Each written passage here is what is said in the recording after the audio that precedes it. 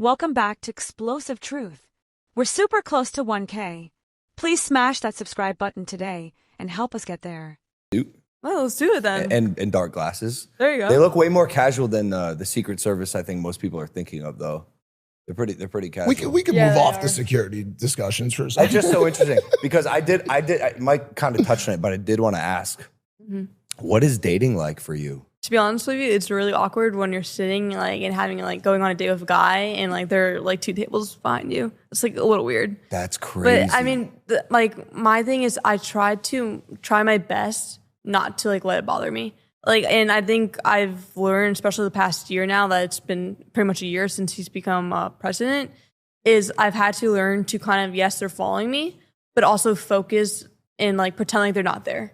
Obviously they're there, but if you can try not really focusing on that and more enjoying your time with your friends, your family, whatever it is, it makes it easier because for the first few months, it was tough. It was not easy kind of having someone following you all the time and planning if you're going out somewhere, you have to oh, I'm leaving in 5 minutes. You don't really think about that stuff because you kind of just if you live a normal life, you just go out your house and leave. You don't have to plan every single second.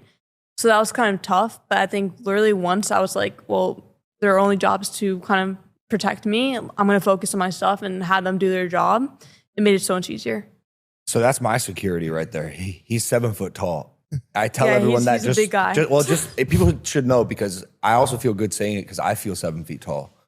But similarly, Neil shadows me, and I don't feel super weird about it. Maybe there's a perspective shift or just your security. Yeah, I mean that's so. I think literally I just focus on my stuff and they're there. I mean, it's tough though too because you want to be a teenager. I'm a senior now in high school, so it's you want to enjoy those senior years. You're still in high school? Yeah, I guess that makes sense. Yeah, so I'm a senior in high school. We've had on this podcast. Besides really? Jazzy. Awesome. Besides Jazzy and Jack Doherty. Wow. Oh, yeah. Jack Doherty was 13? He was 15. Man, he really, I don't know. He was such a different boy when he was 13 years old. The stuff I see on social media about that. It's not good. It's not a good look. Are you locked in all that? Do you see all the stream clips everyone Aiden does stuff? To be honest with you, if I just if I go on TikTok and if I just scroll, I'll see it, but I don't watch it. It's weird. I'm really off social media. I don't I do social media, but a lot of my time goes to golf and working out and training. That's really my main focus. And then I do social media on the side, I guess you could say. But it's I don't really, the time that I have that if I'm not in school, if I'm not playing golf, if I'm not working out, I spend that time with my family and friends. That's the best way I think I can do it because I think social media it's great, but also there's a lot of stuff that goes on in social media and there's a lot of fake things being spread or whatever it is, and it's so easy to get sucked into it. Well, so especially for you too, especially because for me. A lot of that stuff has to do with grandpa, and maybe even dad sometimes, right? And it's not always stuff that you maybe want to be spending your entire day focused on. So and that's a very good approach. Exactly. So I'm on it obviously, but I'm not on it a lot. Has even when you're off social media, has the President Trump hate or backlash or drama gotten to you at times? To be honest with you, I'm very good at not letting that stuff bother me. And I think it's just because of the way I was raised. My family, they're all very tough. And to be honest with you, a lot of stuff doesn't bother them at all. And I think because I was raised that way, it kind of rubbed off on me. And it doesn't really bother me seeing stuff on social media. But yeah, I mean, obviously, when you see bad things, it kind of it kind of makes you upset a little. But besides that, I kind of let it roll off. I don't really let it bother me as much. Yeah, I imagine you probably have thick skin at this point. Oh yeah. Okay, what about the opposite direction? Will you, sack up and go to war? Was Kamala the ops when your granddad was running? To be honest with you, I stay out of politics completely. Love that. Completely. Love it. So I would never run. I don't want anything to do with politics because I feel politics is such a dangerous thing. And I think if both sides met in the middle, everyone would be so much more happier. And I think there's radical left, there's radical right. And there's a lot of people that get too extreme, and that's where social media really ties into it because social media kind of makes makes your Instagram or your feed or whatever kind of either be really one way or the other. And there's not a lot of there's not a lot of things on social media where you're very much in the middle. And I think that's kind of makes some people crazy and some people buy into it too much. I think that's like the best way to say it. There's no bad blood. I'm very much in the middle. I'm kind of like, it is what it is. They ran against each other.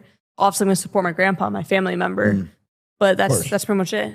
You seem very mature about it. Way more mature than I think most people probably in the world. I think that ability to like see both sides and understand nuance, like we say it all the time, but it just seems like such a hard thing for people to process. Like nuance and the human aspect of it all is tough. So it's dead. It's dead on the internet. Yeah, nobody's able to do it. The internet's very black and white, and reality is like there's a gray to life that you try to understand. Exactly. And honestly, that goes for anything. It goes for politics, anything in life. Indeed. Friendships, like if you get in a fight with someone and like trying to see their side and meet in the middle, it's all the same thing at the end of the day. Yeah. So and people don't realize that.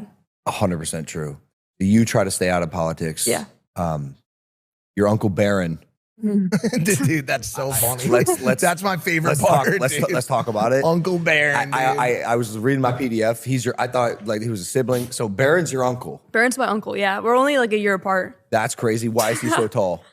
Well, so my grandpa's actually pretty tall. I think he's he's a big guy. Tall guy. Remember when we did that face off? I faced off with him. Okay, yeah. I thought I remember seeing that. It was his second TikTok. First TikTok. Second TikTok. Second, yeah. okay. Me pitching him that idea was hilarious. No, I'm sure he loved it. He's very cool. Yeah, he's a really way cool cooler guy. than I thought he would be. In fact, after the podcast, you boys hungry? You guys hungry? I'll have my chefs make you some coconut shrimp.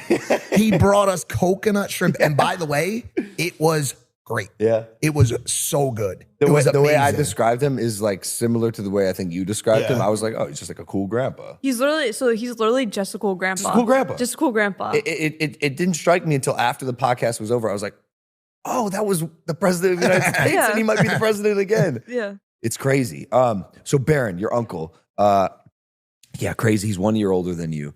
He although he is quiet. He's always next to the president, or he always seems to be in the vicinity of something going on. Yeah. Do you know what Barron said to Joe Biden in his ear? To be honest with you, I have no clue. I actually never asked him. Really? Yeah, I remember seeing that video on Instagram, and it was obviously in my feed. It was all about like the inauguration stuff and whatnot. And then I see that video, and I'm like, wait, like what happened? Like, you don't think he said something like, "You're going down, bitch ass"? To be honest with you, knowing Barron, he definitely did not say anything. Like I don't think anything bad, at least. No. She has a very, very balanced approach, and it's very our age that are able to be radicalized by the conversation. Which I'm in the same boat as you. I think it's an exercise in futility. Wow, that was bad. Am I 50? An exercise in futility. It's just a waste of time. Unless you're actually going to go to legislature. Are you instead of arguing online, go see your senator. Yeah. Go put a bill in action. Yeah. Go try to stop something. Go somewhere.